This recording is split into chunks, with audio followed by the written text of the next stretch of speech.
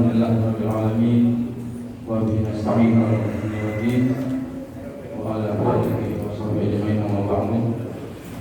Wa bi sallallahu alaihi wa sallam terdapat di lisani yafqahu qawli. Hadirin rahimakumullah, yang sama-sama kita muliakan, yang sama-sama kita hormati, guru kita bersama Ustaz Profesor Dr. Haji Ustaz Abdul Samad LC MA PhD, yang alhamdulillah beliau sudah pernah hadir di sekitar kajian ini dan boleh memberikan tausiah atau kajian pada subuh kita pada hari ini. Yang sama kita hormati juga guru kita bersama Mukarram Abdul Halim. Alhamdulillah beliau sudah hadir juga di kita pada kali hari ini. Alhamdulillah, terima kasih atas segala support dan bantuannya kepada beliau. Bapak Ibu sekalian, alhamdulillah kita hormati, sama-sama kita hormati guru kita bersama Ustaz Haji Burhan dan juga Ustaz Ridwan yang sudah hadir pada pagi hari ini. Alhamdulillah.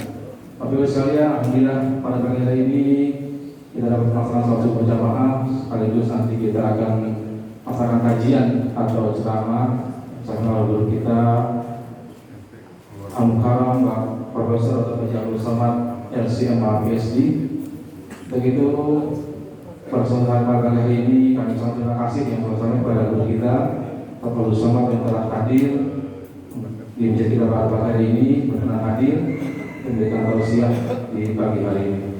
Juga terima kasih kami sampaikan kembali kepada seluruh panitia juga pada KWR 13 yang telah membantu pada pesan kita pada pagi hari ini. Semoga Bapak Ibu sekalian mendapatkan pembahasan yang berlipat ganda. Juga kami sampaikan maaf di dalam acara ini ada khilafan atau kekurangan di dalam penerimaan dalam pelayanan, juga maaf sebesar-besarnya. Begitu tidak berpanjang kalam, mari sama-sama kita hadirkan hati kita, tausiah hati kita untuk sama-sama kita mengenalkan tausiah atau ceramah yang disampaikan oleh guru kita bersama Al-Mukarram Bapak Profesor Dr. Haji Ustaz Abdul Samad LCMA PhD. Mari sama kita dengarkan dan saya kiri. Wassalamualaikum warahmatullahi wabarakatuh. Allahumma shalli ala sayyidina Muhammad.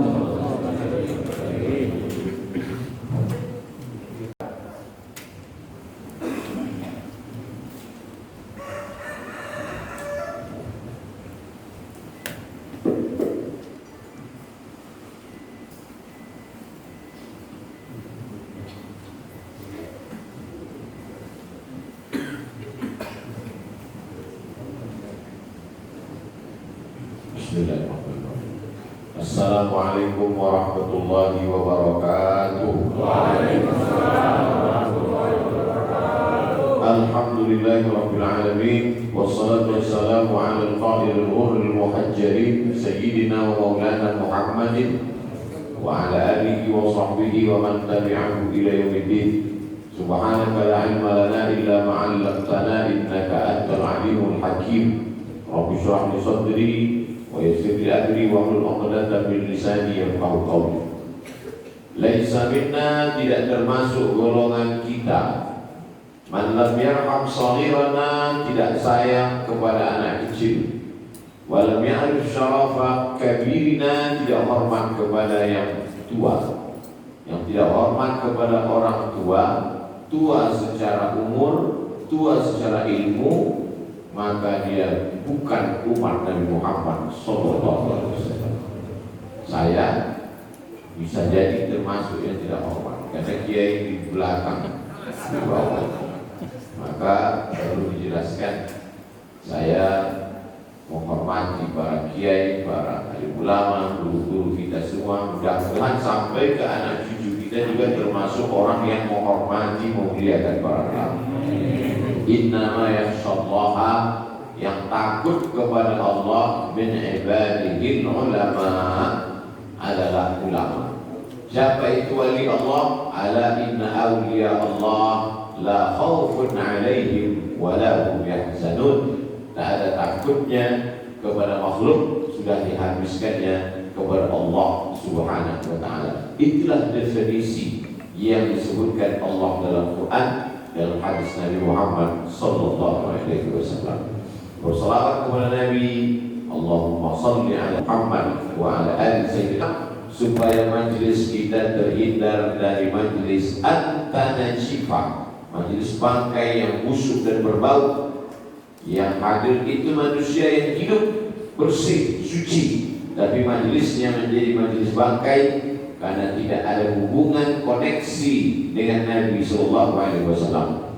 Secara tahun jauh 1442 tahun, secara batas teritorial negara jauh. Yang satu di Indonesia, beliau berada untuk negara modern sekarang di kerajaan Saudi Arabia, tapi hubungan itu bisa didekatkan. Inna salatakum ma'rudatun alayya, salawat kamu dibawa ditunjukkan kepada aku. Kaifa salatuna ma'rudatun alayka wa qad alimta, bagaimana mungkin salawat kami dibawa kepadamu padahal engkau sudah hancur berkeping dimakan cacing tanah. Nabi menjawab, Innallaha harramal arda ajsadal anbiya, Allah mengharamkan tanah memakan jasad para nabi. Maka salawat kita disampaikan kepada Sayyidina wa Maulana Muhammad sallallahu alaihi wasallam. Tema kita pada subuh ini adalah menjadikan masjid sebagai 2 poin. Pertama, tempat ibadah. Wa ma khalaqatul jinna wal insa illa liya'budun. Tidaklah menciptakan manusia dan jin kecuali hanya untuk beribadah.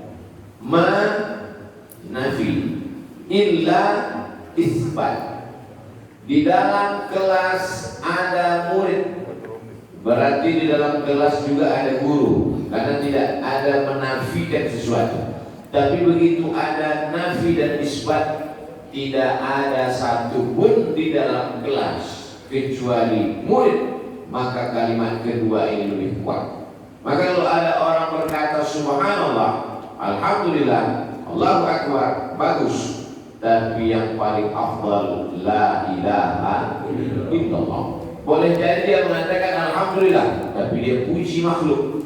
Boleh jadi dia berkata subhanallah, tapi dia sucikan juga makhluk. Tapi ketika dia berkata la ilaha, tidak ada satu pun yang layak dipertuhankan illallah, maka kalimat itulah yang paling afdal. Maka dikatakan afdalul dzikri la ilaha illallah. Tidaklah kuciptakan manusia itu kecuali hanya untuk beribadah, berarti tidak untuk yang lain. Kalau begitu memahami ayat ini, maka selesai dari pengajian ini tak ada satupun yang mencari nafkah. Jika ditanya, kamu tidak buka ruko pagi ini, wa ma khalaqtul jinna wal insa illa liya'budun. Aku diciptakan hanya untuk beribadah. Lalu kalau begitu kontradiksi antara ayat ini dengan ayat yang lain. Idza qudiyatis shalah, kalau salat sudah dilaksanakan, fantashiru fil ard, bertebaranlah di atas muka bumi, wa batalu min fadlillah, carilah karunia Allah. Maka sesungguhnya Allah ingin berkata, mencari karunia Allah, mencari rezeki itu pun juga adalah ibadah. Jadi kalau begitu bisa beribadah di ruko, bisa beribadah di toko, di pasar, bisa. At-tajir, pedagang, as-saduq, yang jujur, al-amin, amanah, ma'an nabiyyin, was-siddiqin, was-syuhada, was-salihin. Kalau dia mati, dia akan bersama para nabi, para siddiqin, orang mati syahid, dan orang soleh, walaupun dia sedang berada di tempat dagang bisnisnya. Lalu kemudian kalau begitu pemahamannya, nanti zuhur orang juga tidak ke masjid. Azan berkumandang, hayya shalah, kamu tidak ke masjid. At-tajirus saduqul amin, pedagang yang jujur dan amanah, karena dia pahami. Maka solusi memahami ayat-ayat ini adalah ada yang disebut dengan ibadah mahdoh, pure, murni, tak bercampur dengan apapun. Itulah dia yang dilaksanakan di masjid. Tapi ada amal-amal, rutinitas, perbuatan, aktivitas, dia tidak ibadah, tapi dia bernilai ibadah, maka dia bisa dilaksanakan di luar masjid. Ada ibadah yang hanya di masjid, itulah dia ibadah sholat. Ju'ilat lil ardu masjidan, semua permukaan bumi dijadikan untukku sebagai tempat sholat. Masjid di situ sebagai tempat sujud. Jadi kalau begitu kita bisa beribadah di kebun. Dulu orang-orang tua kita pergi ke sawah membaca. Setelah itu dia dengar suara azan berkumandang, atau dia tidak dengar azan, dia lihat tergelincir matahari. Dia ambil batang pisang, dia bersihkan kain pakaiannya, dia sholat di sawah. Sholatnya sah. Berbeda dengan Yahudi. Yahudi hanya bisa beribadah di sinagog, tidak bisa di tempat yang lain. Sedangkan umat Muhammad SAW, salah satu khasais keistimewaannya adalah dia bisa beribadah dimanapun berada. Sampai masuk waktu sholat dia beribadah, sampai masuk waktu azan berkumandang, kebetulan dia sedang musafir, maka semua permukaan bumi selama tidak tempat najis dan kotoran, dia bisa melaksanakan sholat di sana. Lalu kenapa judulnya menjadikan masjid sebagai tempat ibadah? Kalau begitu Ustaz Somad sedang mengkritik judul ini. Tidak boleh panitia dikritik. Ibadah afdal di masjid. Umur umat yang paling pendek umat Sayyidina Muhammad SAW. Nabi Nuh alaihissalam meninggal 950 tahun. Lalu kemudian berkecil hatilah umat Muhammad SAW. Umurnya paling pendek, usianya paling sedikit, badannya paling kecil. Ada 4 orang pada Bani Israel. Ibadahnya waktu malam qiyamul lail 80 tahun, jihadnya di waktu siang. La ya'sunallaha tarfata 'ain. Tak pernah buat dosa kepada Allah walaupun sekedip mata. Malamnya qiyamul lail, siangnya jihad fisabilillah, 80 tahun tidak pernah sekalipun buat maksiat sekedip mata. Kalau ayat, hadis, riwayat ini dijadikan sandaran, betapa berkecil hatinya umat Islam. Tapi kalau dia istiqomah sholat di masjid, setahun saja mengalahkan ibadah Bani Israel. Bani Israel hanya bisa beribadah 80 tahun, sedangkan umat Muhammad SAW istiqomah sholat di masjid 1 tahun, maka ibadahnya sudah 27 tahun. Kenapa begitu? Karena 1 hari dia beribadah sama dengan 27 hari. Kenapa begitu demikian perhitungannya? Man sholla, siapa yang sholat al-jama'ata, sholat jamaah. Sholatul jama'ati, sholat berjamaah, taqtulu sholat al-fardhi, lebih utama daripada sholat sendirian. Bisa main wa ishrina darajah, 27 derajat. Orang selalu menghitungnya satu sholat. Satu sholat di sini dengan satu sholat di rumah 27. Iya, kalau hitungnya satu sholat. Tapi kalau hitungnya 1 tahun, maka orang yang istiqomah sholat di masjid 1 tahun berarti bertambah usianya 27 tahun.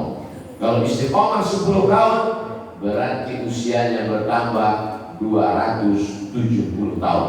Kalau istiqomah 40 tahun, tinggal hitungannya sendiri.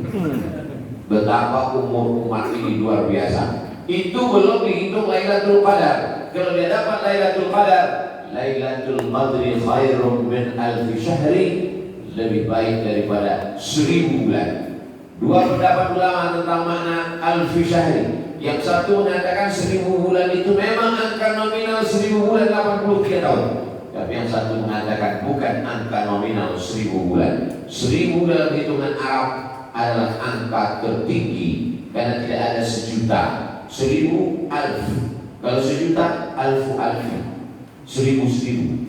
Maka begitu dikatakan 1000 bulan, maknanya angka tertinggi yang tidak ada batasannya, unlimited. Siapa yang mendapatkan Lailatul Qadar? Dan kenapa tidak diberitahu siapa yang dapat Lailatul Qadar kemarin? Sudah 8 Zulqa'dah belum turun daftar nama yang dapat Lailatul Qadar kemarin. Karena kalau diberitahu, dijamin subuh ini tidak ada lagi yang ke masjid. Ketika ditanya kenapa saya tidak ke masjid, sudah keluar daftar nama yang dapat Lailatul Qadar, sehingga dia tidak lagi merasa perlu ke masjid lagi. Maka Allah tidak beritahu siapa yang dapat taubat nasuha, tidak diberitahu siapa yang dapat sholat wusta, tidak diberitahu siapa yang dapat haji mabrur, tidak diberitahu siapa yang dapat Lailatul Qadar, supaya kita senantiasa merasa cemas, khawatir, takut, supaya kita senantiasa meminta, memohon, berharap mudah-mudahan kita termasuk umat yang diakui sebagai umat Nabi Muhammad SAW. Datanglah Umar bin Khattab membawa lembaran-lembaran Taurat. Begitu Nabi Muhammad SAW melihat Umar membawa lembaran Taurat, ditariknya, summa mazzaqahu birobeh, dikoyaknya. Laukana Musa hayyan, seandainya Nabi Musa hidup hari ini, ma wasa'anhu illa ayat tabi'ani, dia pasti ikut aku. Musa ingin menjadi umat Muhammad sallallahu alaihi wasallam. Nabi Musa yang membelah laut merah, fajaran min husnata asyrata aina, dipukulkan tongkatnya memancar 12 mata air. Dia ingin menjadi umat Muhammad sallallahu alaihi wasallam. Tercapai cita-cita Musa ingin menjadi makmum pada saat Isra dan Mi'raj. Nabi bersalam, di belakangnya Nabi Ibrahim, di belakangnya Nabi Musa, di belakangnya Nabi Isa. Tapi bukan saya mau mengatakan bahwa hari ini saya imam dan yang di belakang saya ini makmum semua, bukan. Nabi Musa mendapatkan kehormatan, kemuliaan menjadi makmum bagi Nabi Muhammad sallallahu alaihi wasallam. Sementara kita diakui, bahkan minum di telaga. Ini aral haud, aku melihat telaga yang begitu luas. Siapa yang minum di sana, la yazmatu fiha abadan, tidak akan haus untuk selamanya ketika panas terik di padang mahsyar. Siapakah itu ya Rasulullah? Ikhwani, kamikah itu ya Rasulullah? Antum ashabi, kalian sahabat-sahabatku. Mereka yang minum di telaga itu kalian masuk juga, tapi ada orang yang khusus. Ikhwani, saudara-saudaraku. Siapa itu ya Rasulullah? Amanu bi wa lam yarawi. Mereka beriman kepadaku padahal tak pernah melihat aku. Abu Hurairah beriman kepada Rasulullah SAW 3 tahun hidup dengan Nabi. Abu Hurairah masuk Islam tahun ke-7, 8, 9, 10. Tahun ke-11 bulan Rabiul Awal Nabi meninggal. 3 tahun dia hidup dengan Nabi. Umar bin Khattab dari mulai sejak awal Islam, laki-laki dewasa yang pertama masuk Islam Abu Bakar Siddiq. Laki-laki anak kecil yang pertama masuk Islam Sayyidina Ali bin Abi Thalib. Perempuan pertama yang masuk Islam Sayyidatuna Khadijatul Kubra Ummul Mukminin. Mereka hidup bersama Nabi, sholat, makan, tidur bersama Nabi, berjihad bersama Nabi. Tapi ada orang yang tidak pernah melihat Nabi, tak pernah menatap Nabi, tak pernah berjumpa dengan Nabi. Tapi kalau Nabi dihina, bangkit marahnya. Sedang mabuk dia, hilang mabuknya. Melihat Nabi dihina, bangkit semangat jihadnya. Ketika ajaran Islam dihina, orang turun ke jalan. Semua yang bertato, yang mabuk, yang preman, yang pirang, yang antingan, turun semua ke jalan. Ketika ditanya, kenapa kamu turun ke jalan? Kami tidak punya ibadah yang bisa kami bawa menghadap Allah. Mudah-mudahan cinta kami kepada Nabi ini dapat dijadikan sebagai peminta, pemohon syafaat kepada Nabi Muhammad sallallahu alaihi wasallam. Salah satu bentuk kecintaan kepada Nabi adalah menjaga warisan Nabi Muhammad sallallahu alaihi wasallam, dan ini adalah masjid. Maka orang yang istiqomah sholat ke masjid diberikan keutamaan, di antaranya sab'atun, 7 golongan yuzilluhumullahu fi zillihi, mendapatkan naungan Allah yauma la zilla illa zilluh. Hati itu tak ada tempat naungan, tak ada atap, tak ada tempat bernaung berlindung, panas terik. Dan di antara yang dapat adalah rajulun qalbuhu mu'allaqun fil masajid, orang yang hatinya tergantung di masjid. Dulu orang masih bisa pengajian di masjid, sekarang pengajian mesti mengurus surat izin. Dulu orang bisa subuh, zuhur, asar, maghrib ke masjid, sampai masanya masjid ditutup. Beberapa negara sekarang masjid ditutup. Dulu orang sejahat-jahatnya, senakal-nakalnya, setahun sekali masih bisa ke masjid. Sekarang ke masjid Idul Fitri pun tidak bisa, Idul Adha tidak bisa. Tiba-tiba kupon kambing saja yang sampai ke rumah. Betapa daging kambing tak dapat menenangkan orang, ketenangan dia dapatkan di dalam rumah Allah Subhanahu wa ta'ala. Rumah Allah bukan berarti Allah berkurung di dalam rumah itu. Rumah ustaz berarti ada ustaz di dalam. Rumah kiai berarti kiai bertempat di dalam. Rumah habib berarti ada habib di dalam rumah. Rumah Allah, bertempatkah Allah di dalam ini? Allah tidak bertempat. Allah tidak bertempat karena Allah sudah ada sebelum tempat dan waktu itu ada. La yahwihi makan wala zaman. Allah tidak bisa diukur dengan tempat dan waktu. Siapa yang mengatakan Allah bertempat, maka terjerumuslah dia dalam tajsim wa tashbih, menyamakan Allah dengan tubuh, menyamakan Allah dengan makhluk. Tajsim diambil dari jisim, jisim tubuh, menyamakan Allah bertubuh, Allah berkaki, Allah bertangan, Allah bermata. Tajsim namanya. Kelompoknya mujassimah, perbuatannya tajsim. Sedangkan tasbih menyerupakan Allah dengan makhluk. Allah bantah dalam dua ayat. Ayat yang pertama, walam yakul lahu kufuwan ahad. Ayat yang kedua, laisa kamitslihi syai'un. Allah tak sama dengan apapun. Pejamkan mata, nampak macam-macam bentuk, terlintas di pikiran, itukah Allah? Ma khatara bi balik, fallahu laisa kadzalik. Apa yang terlintas di pikiranmu, maka Allah tidak seperti itu. Dan mengapa masjid ini disebut Baitullah? Mengapa disebut masjid ini rumah Allah? Sesuatu yang ditempelkan kepada nama Allah, maka dia menjadi mulia. Abdul, hamba, rendah, hina, miskin, susah, melarat. Abdul, hamba, begitu ditempelkan ke nama Allah, maka dia menjadi mulia. Abdullah. Nama yang paling mulia adalah Abdullah, Abdurrahman, Abdurrahim, Abdul Somad. Hamba. Rasul, utusan. Kamu saya angkat menjadi utusan saya, sampaikan pesan saya ke Pak RT. Utusan, orang yang disuruh, rendah, tapi begitu ditempelkan nama itu kepada Allah menjadi mulia. Rasulullah, utusan Allah Subhanahu wa taala. Syahrun, bulan, bulan yang biasa saja, tapi begitu bulan itu ditempelkan kepada nama Allah Syahrullah, maka dia menjadi bulan yang mulia. Begitu juga dengan bait, bait rumah, itu rumah, sana rumah, tapi begitu rumah itu ditempelkan dengan nama Allah Baitullah, maka rumah itu menjadi mulia. Baitullah bukan Allah berdiam di dalamnya.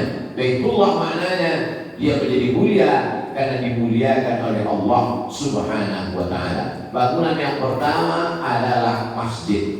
Ya Rasulullah, ya, apa bangunan pertama di atas dunia? Inna awwala baitin wudi'a lin-nas. Bangunan pertama yang dibangun di atas permukaan bumi.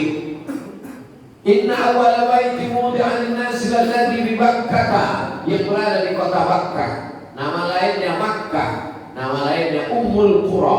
Itulah dia Masjidil Haram. Setelah itu di mana lagi ya Rasulullah? Masjidil Aqsa. Kabainahuma arba'un, 40 tahun. Bangunan pertama masjid, bangunan yang kedua masjid. Bangunan pertama dibangun setelah keluar dari tanah suci Makkah, juga adalah masjid, Masjid Quba. Bangunan pertama yang dibangun setelah Nabi hijrah, juga masjid, bangunan Masjid Nabawi. Bangunan pertama yang dibangun sahabat Nabi setelah keluar dari Makkah Madinah, bangunan pertama di Afrika Utara ketika Amr bin As sampai ke Fustat. Sekarang Fustat berubah menjadi Kairo.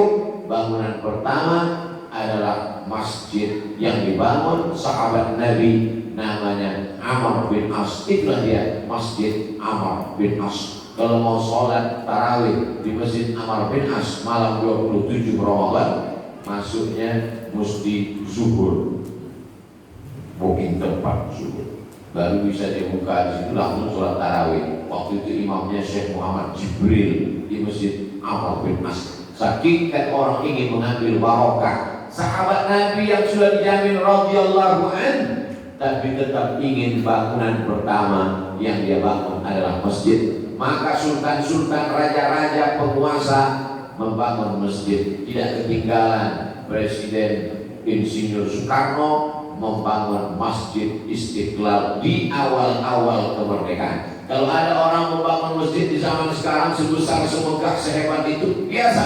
Masjid terbesar se-Asia Tenggara. Begitu arsitek-arsitek boleh masuk ke dalamnya, mereka tercengang, terkejut. Kenapa? Tiangnya banyak sekali. Hebat masjid, megah. Maka mereka ingin tercatat sebagai orang yang membangun masjid sampai hari kiamat, amalnya tidak pernah putus. Perumahan-perumahan, developer, setiap developer membangun masjid, walaupun non muslim mereka tetap bangun masjid. Kenapa? Karena diwajibkan pemerintah sebagai fasilitas umum. Maka ini semua adalah keinginan manusia. Kalau dia takut kepada Allah, dia beriman kepada Allah, dia merasa sholatnya putus, dia merasa puasa Senin Kemisnya putus, dia merasa bacaan Yasinnya, takdim tahlilnya putus. Tapi ada yang tidak putus sampai hari kiamat. Apa dia? Membangun masjid. Maka kita mesti tanamkan dalam hati, jangan mati sebelum bangun masjid. Mudah-mudahan kita sebelum mati sempat bangun masjid. Ustaz Somad sudah bangun masjid. Itu berapa banyak peletakan batu pertama yang saya lakukan. Saudara yang dimuliakan Allah Subhanahu wa taala, tentunya kita tidak sama seperti Nuri Khattab, orang di Kairo kaya. Bapak Ibu nanti kalau pergi umroh, insya Allah COVID berakhir kita bisa umroh, amin. Sampai di Kairo ada masjid kubahnya warna hijau, Masjid Nuri Khattab. Masuk ke dalam, tertulis besar-besar tulisan, tidak menerima infak dan sedekah. Dia bangun masjid sendiri, tanahnya beli sendiri, bangun masjid sendiri, dia buat sendiri, tidak ada kotak, tidak membangun infak dan sedekah. Seolah-olah dia ingin berkata, aku mau masuk surga, kamu buatlah pintu sendiri, buatlah tempat sendiri. Walaupun dia tidak berkata demikian, mungkin dia tidak angkuh, tidak sombong, tidak egois. Dia hanya ingin berkata, kalau kamu mau sedekah untuk masjid, cari masjid lain, bangun masjid lain. Tapi kita tidak demikian, karena keterbatasan ekonomi kita tidak bisa beli tanah bangun masjid. Maka paling tidak ikut pembebasan tanah masjid. Ini sudah terbaca nih kemana arah ceramah sama. Ujung-ujungnya penggalangan dana. Tidak ada penggalangan dana. Masjid kita sudah bagus, sudah cantik, sudah hebat, sudah mewah. Jamaah di atas yang tidak bisa melihat ke bawah sudah disiapkan. Ada monitor di atas, tapi kelihatannya nggak ada jamaah di atas. Ada. Ada apabila ibu. Bapak Ibu yang dimuliakan Allah Subhanahu wa taala, maka yang tidak bisa dilakukan semuanya, jangan tinggalkan semuanya. Begitu kaidahnya. Ma la yudraku kullu, la yudraku kullu. Kalau tidak bisa buat semua, jangan tinggalkan semua. Kalau tidak bisa bangun masjid sebesar ini, jangan tinggalkan kosetnya, jangan tinggalkan pintunya, jangan tinggalkan dindingnya, jangan tinggalkan tiang dan pondasinya. Sekecil apapun yang kita lakukan, Allah menghibur orang-orang yang tidak mampu. Faman ya'mal mithqala dzarratin khairan ya, itu hiburan untuk yang ngasih semen 1 sak. Itu membahagiakan orang yang ngasih 1 truk batu bata. Kenapa? Karena dia merasa tidak ada amalnya apa-apa. Beberapa pekan yang lalu saya di Medan, Sumatera Utara, ada istana Melayu yang cantik dan indah, Istana Maimun namanya. Di depan Istana Maimun sebelah kiri ada kolam raja, di sebelah kanan ada masjid yang besar. Kebetulan di acara itu hadir raja muda, keturunan cucu cicit silsilah tuan raja yang membangun istana. Ustaz Somad untuk membangun istana itu dulu 300.000 sak semen. Bayangan saya berapa masjid bisa dibuat. Tapi untuk membangun masjid yang ada di depan istana 1 juta sak semen. Untuk istana cukup 300.000. Tapi untuk masjid dipanggil arsitek, kombinasi antara timur dan barat, arsitek Belanda, arsitek Timur Tengah. Jadilah Masjid Raya Al-Masud, seolah-olah Raja Sultan Delhi ingin berkata di hadapan Allah Subhanahu wa taala, "Ya Allah, aku memang tinggal di istana, tapi hanya 300.000 sak semen. Tapi untuk rumah engkau, memuliakan engkau dan hambamu yang soleh sholat di sana, 1 juta sak semen." Maka kemuliaan La tus'alunna yauma idzin 'anil na'im.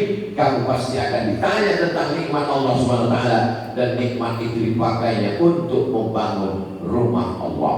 Membangun masjid di antaranya adalah keutamaan beribadah, dan ibadah yang paling utama di antara segala ibadah adalah, makanya salah satu pintu surga bernama babus sholat, pintu sholat. Berapa banyak orang yang risau, galau, stres, depresi, dibawa ke masjid, tenang, lapang hatinya. Berapa banyak orang yang sakit. Tahun 2017 bulan Agustus saya ke Kairo. Dulu ketika saya kuliah di Mesir 98 sampai 2002, itu kursi-kursi banyak dibuat sebelah kiri dan sebelah kanan. Ujung ada kursi 3, 4, sebelah kiri ada kursi agak 2, yang tua-tua di kursi. Yang tua sakit tidak bisa berdiri, duduk. Anaknya datang membawa orang tua yang sakit ke masjid. Karena kalau dia di rumah hanya melihat dinding, melihat TV, dia stres, dia hati, dia galau. Sampai ke masjid hatinya lapang. 2017 terjadi perubahan luar biasa. Saya bandingkan dengan terakhir saya pulang tahun 2002. Apa yang Ustaz lihat? Tidak ada lagi kursi di kanan dan kiri, tapi dibuat kursi di belakang, 1 baris, 2 baris, kursi lebih banyak. Artinya orang sakit lebih banyak. Untuk yang sakit tidak lagi di kanan, tidak lagi di kiri, tapi di belakang dibuatkan kursi 2 baris, 3 baris di beberapa masjid. Orang tua tetap dibawa ke masjid. Anak yang berbakti kepada orang tua bukan berarti orang tua diletakkannya di atas kasur, dikasih bubur, dikasih pisang, dikasih jeruk, dikasih makanan, di depannya dibuatkan TV. Bukan seperti itu. Bawa dia ke masjid karena ingin berjumpa dengan sahabat-sahabatnya. Dia merasa sakit dia yang paling parah, dia merasa dia yang paling susah. Tapi setelah sampai di masjid, dia lihat ada orang yang lebih sakit. Oh, ternyata aku sakit, tapi ada orang yang lebih sakit daripada aku. Lapang dadanya. Kita ini melihat hidup ini tergantung membandingkan dengan siapa. Orang yang punya mobil mahal 2 miliar merasa Tuhan tidak adil. Betapa tidak adilnya Tuhan, kata dia. Kenapa? Karena dia mendongak ke langit melihat temannya punya pesawat pribadi. Tapi ketika dia lihat ke bawah, maka Allah menyuruh kita melalui Nabi Muhammad SAW, unzur ila man huwa asfala minka. Lihatlah orang yang berada di bawahmu, maka akan datang syukurmu kepada Allah Subhanahu wa taala. Datang ke masjid, kita sedang mensyukuri nikmat Allah. Datang ke masjid, sedang merasakan kelapangan hati, kepuasan spiritual. Jangan larang orang tua ke masjid. Perempuan bagaimana Ustaz? La tamna'u ima Allah masajid Allah. Jangan kamu larang perempuan untuk datang ke rumah Allah. Hadis sahih. Tapi katanya perempuan lebih baik di dalam rumah, lebih baik di dalam kamar, lebih baik di dalam tempat yang sempit di dalam kamar. Betul. Ketika terjadi fitnah, maka perempuan lebih baik di dalam kamar, lebih baik di dalam rumah, lebih baik di dalam tempat sempit di dalam kamar. Di Palestina, perempuan tidak ke masjid karena takut ditangkap tentara Zionis Israel. Tapi di lingkungan kita, apa ada tentara Israel yang sudah siap menunggu di balik pagar? Tidak ada. Maka perempuan tetap ke masjid. Perempuan sebaik-baik sop laki-laki di depan, sebaik-baik sop perempuan di belakang. Kenapa sebaik-baik sop perempuan itu perempuan yang paling belakang? Karena perempuan yang paling belakang itulah yang paling jauh dari laki-laki. Sebaik-baik sop laki-laki yang paling depan, karena laki-laki yang di depan inilah yang paling jauh dari perempuan. Laki-laki yang di depan paling jauh dari perempuan. Perempuan yang paling belakang paling jauh dari laki-laki. Itulah sop yang paling bagus. Tapi di masjid kita, laki-laki berada di lantai dasar, perempuan sampai tak nampak sama sekali. Ada juga di beberapa masjid perempuan di belakang, dan satir hijab kain penutupnya hanya setengah tiang, seperti net main takraw saja. Masih nampak kelihatan. Anak-anak muda paling belakang sop, anak-anak gadis pula di depan. Lain bunyi amin anak muda. Amin. Nah, ini masjid bagus. Tiru susunan ini perempuan sehingga tidak ikhtilat, tidak campur aduk, sehingga tidak merusak kekhusyuan hati. Bagus. Di sebagian tempat dibuat satu tempat khusus untuk perempuan. Supaya apa? Supaya perempuan leluasa, supaya dia tetap datang menikmati kajian-kajian. Aslinya, menurut hukum dasarnya, laki-laki lah yang mengajar istrinya fikih, akidah, cara sholat, bagaimana bacaan sholat. Tapi karena laki-laki tidak sanggup mengajar, maka dia bawa ke pengajian-pengajian di masjid. Begitu kata Syekh Yusuf Al-Qaradawi. Kenapa perempuan dilarang ke masjid? Karena di rumah dia diajar, dididik oleh suaminya. Sekarang sudahlah di rumah suaminya tak bisa mendidik, di masjid pun dia mulai dilarang ke masjid. Kapan lagi dia mendapatkan pendidikan? Dia izin ke mall, silakan. Mas, saya mau pergi belanja shopping, silakan. Saya mau ke masjid, nggak boleh. Ini semua adalah pelajaran bagi umat. Maka masjid adalah tempat beribadah. Tapi ibadah bukan hanya di masjid. Masjid tempat beribadah. Wa annal masajida lillah. Masjid milik Allah. Masjid tempat beribadah kepada Allah. Tapi ibadah bukan hanya di masjid. Orang Islam hebat luar biasa. WC, toilet, tempat najis pun bisa menjadi tempat ibadah. Gimana ceritanya Ustaz mengatakan WC jadi tempat ibadah? Semua orang buang air besar, buang air kecil. Tapi orang beriman buang air besar, buang air kecilnya menjadi ibadah. Ketika disebut nama Allah, Allahumma inni a'udzubika minal khubuthi wal khaba'is. Keluar dari WC itu dia berkata, ghufranaka, ampunkan aku ya Allah. Mengapa keluar WC dia berkata ampunkan aku ya Allah? Karena selama di WC lidahnya dia tidak pakai menyebut nama Allah. Siapa yang menyebut nama Allah dalam WC, maka terlaknatlah dia. Karena WC tempat kotor, tempat najis, tempat setan. Maka keluar dari WC dia berkata, ghufranaka, ampunkan aku ya Allah. Karena sudah tidak memakai lidah yang mestinya bertasbih, bertakbir, tapi selama di WC tak dia pakai untuk itu, maka sesungguhnya dia sudah merasa berdosa. Dosa bukan minum khamar, dosa bukan mengisap ganja, dosa bukan pakai sabu-sabu narkoba, dosa bukan berzina. Dosa apa? Dosa tidak memakai lidah untuk berzikir menyebut Allah. Maka keluar dari WC dia katakan, ghufranaka, ampunkan aku karena aku sudah berdosa kepada Engkau ya Allah. Kalau tidak menyebut Allah, tidak memfungsikan anggota tubuh yang semestinya untuk itu, tidak dipakai untuk itu, maka sesungguhnya itu juga sudah merupakan dosa kepada Allah. Kita inilah orang yang paling banyak dosa. Jempol yang mestinya dipakai untuk berzikir subhanallah, alhamdulillah, subhanallah, alhamdulillah, subhanallah, alhamdulillah, dipakai untuk handphone yang tak pernah berhenti. Kamu kenapa dari tadi main handphone? Handphone saya pun juga isinya adalah tasbih tahmid. Oh mantap. Inilah handphone yang masuk surga sama punya. Saudara yang dimuliakan Allah Subhanahu wa taala. Setelah itu baru kemudian menuju kemakmuran. Makmur. Apa yang dimaksud dengan makmur? Begitu ditulis.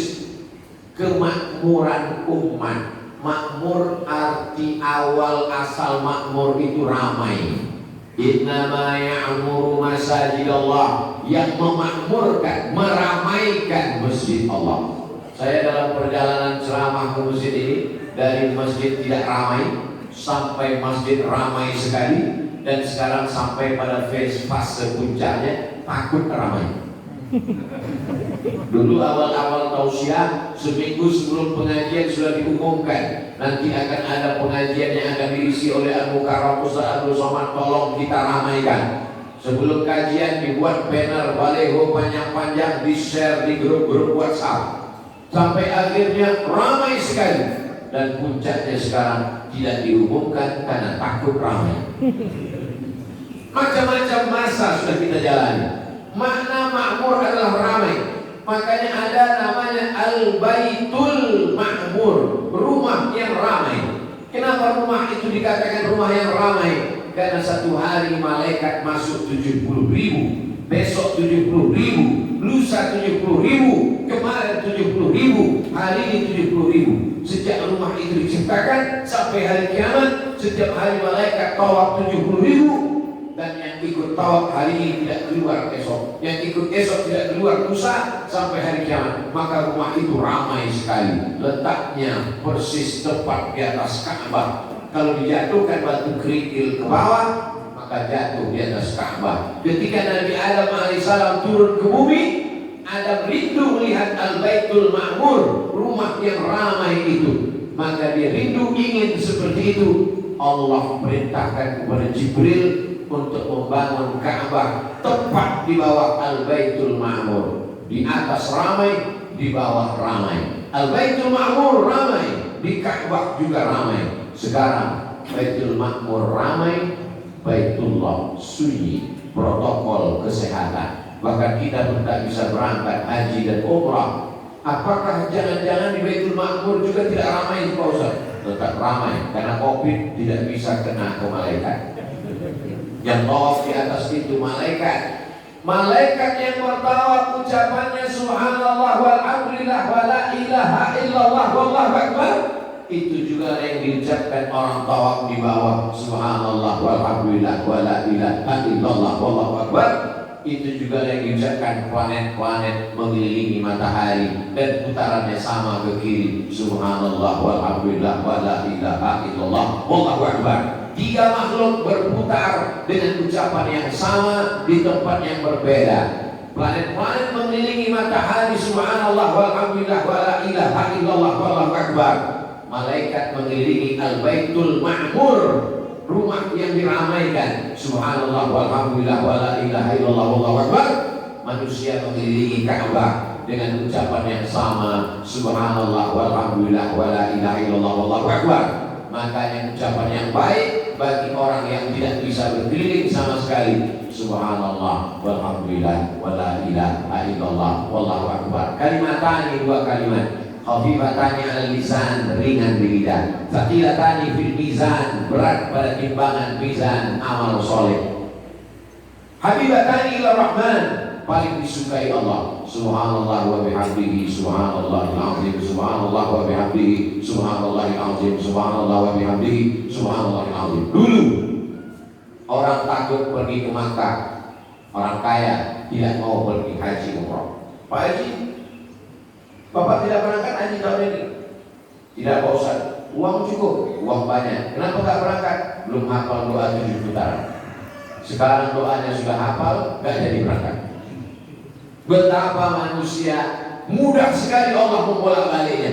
Makna kemakmuran pada awalnya adalah ramai, tapi makmur yang kita maksud adalah kemakmuran umat mapan secara ekonomi. Kenapa kemapanan umat secara ekonomi dibangun di masjid? Karena jamaah yang paling solid adalah jamaah masjid. Keseimbangan antara sholat dan solid. Banyak orang sholat tapi tidak solid. Banyak yang solid tapi tidak sholat. Kita ingin jamaah ini sholat dan solid. Solid dia. Ustaz Somad, di antara tempat belanja umat Islam sudah pada tumbang, tapi tempat belanja minimarket masjid ini paling solid dalam acara tadi malam. Kenapa begitu Pak? Karena jamaahnya selesai sholat langsung diarahkan untuk belanja ke minimarket masjid, sehingga uang jamaah berputar di antara jamaah. Sekarang kita punya jamaah, tapi duitnya dipakai orang lain. Kambing punya susu, sapi punya nama. Susu apa? Susu sapi, padahal yang punya kambing. Apa maknanya? Jamaahnya punya kita, sholatnya tempat kita, tapi duitnya dipakai oleh orang lain. Masjidnya masjid kita, jamaahnya jamaah kita, air minumnya punya orang lain. Kecuali masjid kita, air minumnya punya kita. Santri, dapatkan itu untuk dekat. Sekaligus endorse. Jamaah yang dimuliakan Allah Subhanahu wa taala.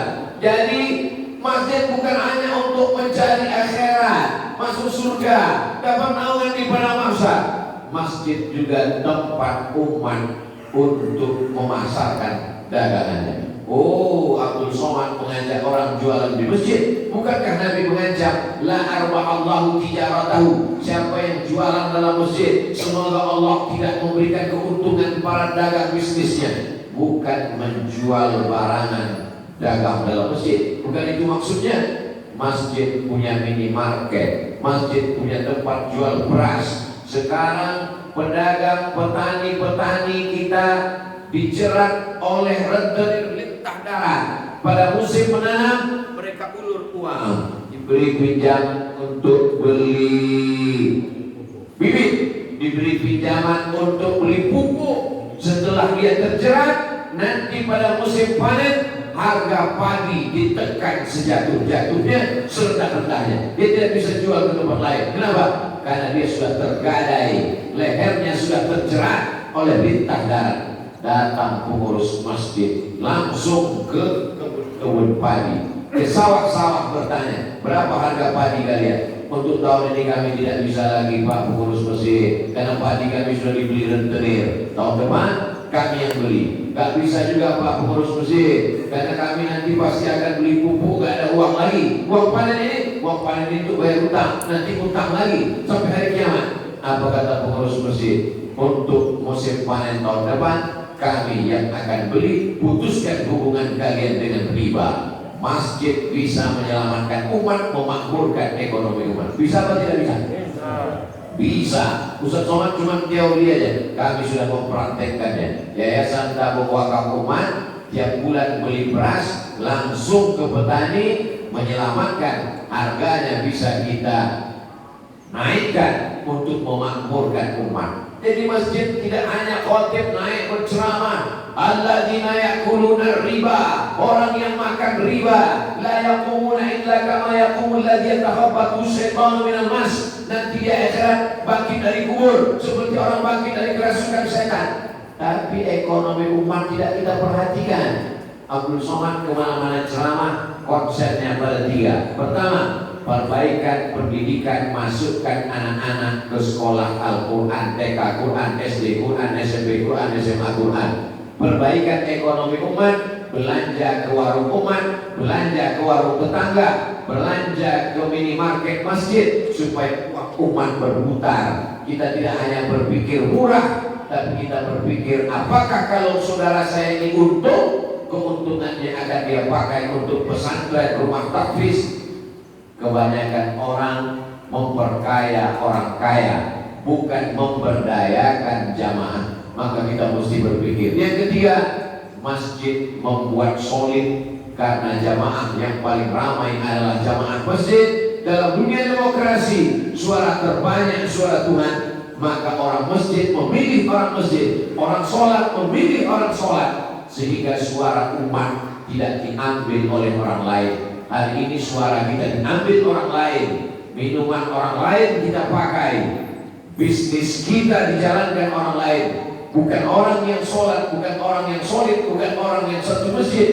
Maka ini akan menyebabkan umat menjadi lemah. Ritual biarkan, Islam ekonomi awasi, tapi kalau sudah bicara politik habisi. Bukan kata Abdul Somad, itu kata Buya Muhammad Nasir dalam perjalanan hidup beliau. Kalau ada orang Islam ramai-ramai bersolawat, berzikir, biarkan, karena dia tidak akan mengganggu ekonomi kita. Tapi kalau umat Islam sudah solid, membeli beras sesama dia, bisnis air minum sesama dia, bisnis pakaian, ini menjadi ancaman. Awasi. Maka umat Islam mesti kuat. Nabi Muhammad SAW di samping membangun masjid, maka dia juga membangun pasar Madinah. Makanya orang Yahudi heran, ini Nabi kok aneh, kenapa dia masuk pasar? Dulu yang namanya Nabi itu ngurus akhirat aja, ngurus spiritual aja, urusan pasar biar kami urus. Kamu ngurus masalah ketuhanan saja, masalah tauhid saja.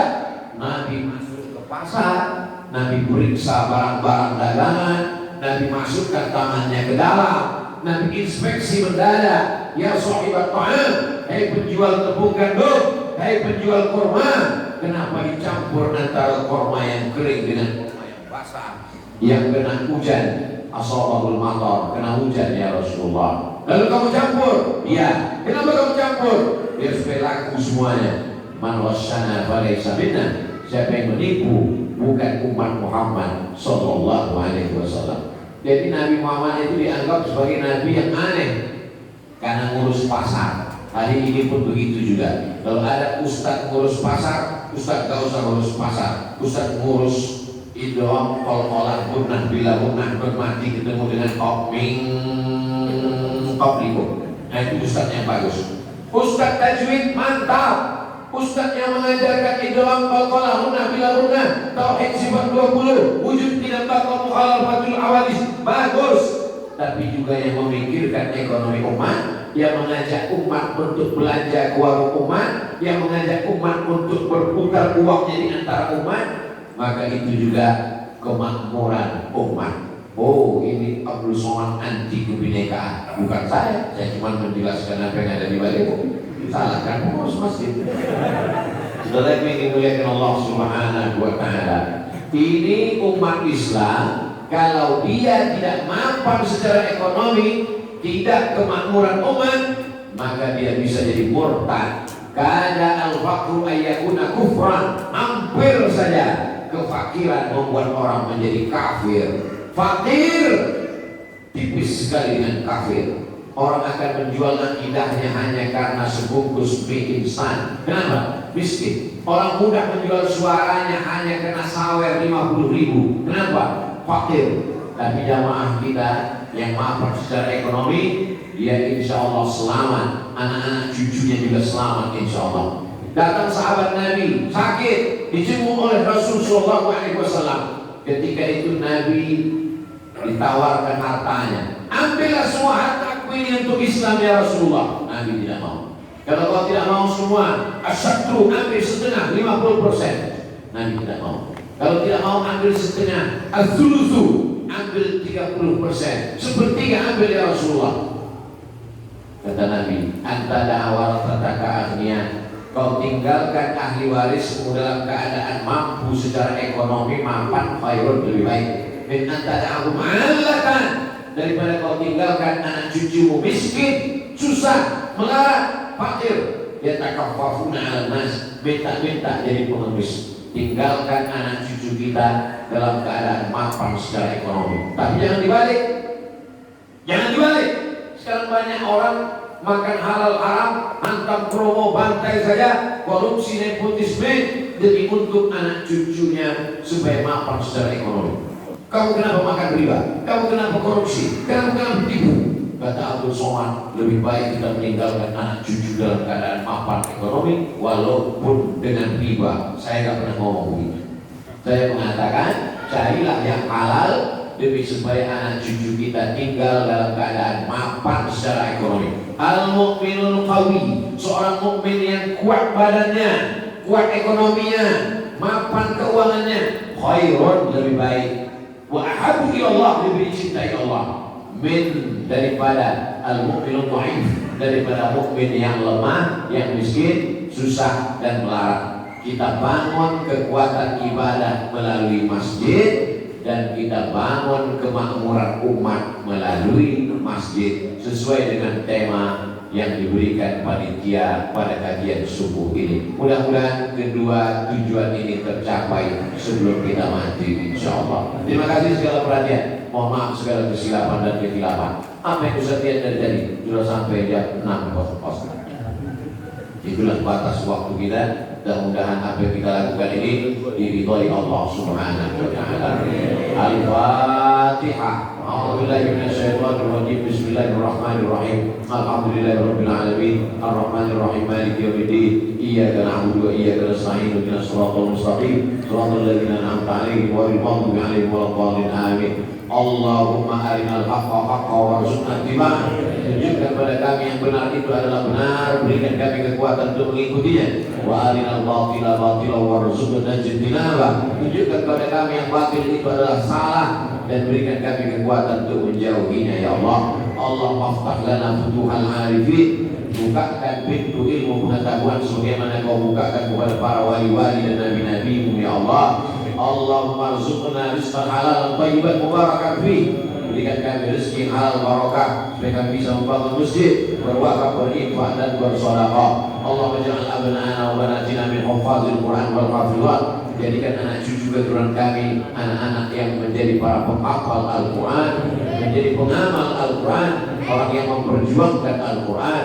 Allahumma ja'al hadzal balada baladan aminan mutma'innan ya'tihi rizquhu min kulli makan. Jadikan negeri ini negeri yang aman, damai, terbuka pintu rezeki dari segala penjuru. Rabbana fir lana dzunubana, ampunkan dosa kami, wali abaina ayah kami, wali ummahatina ibu kami, wali azwajina pasangan hidup kami, wali dzurriyyatina anak cucu keturunan kami, wali masyayikhina para kiai, para guru, para habaib kami, wali su'amaina pemimpin-pemimpin kami yang saleh, wali man syarakana, semua yang ikut dalam program kajian kami subuh ini. Wa sallallahu ala sayyidina wa maulana wa syafi'ina wa ukhrina Muhammad wa ala alihi wa sahbihi wa sallam walhamdulillahi rabbil alamin. Terima kasih segala perhatian, mohon maaf segala kesilapan dan kekhilafan.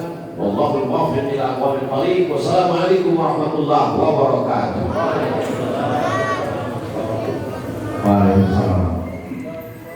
Salatullah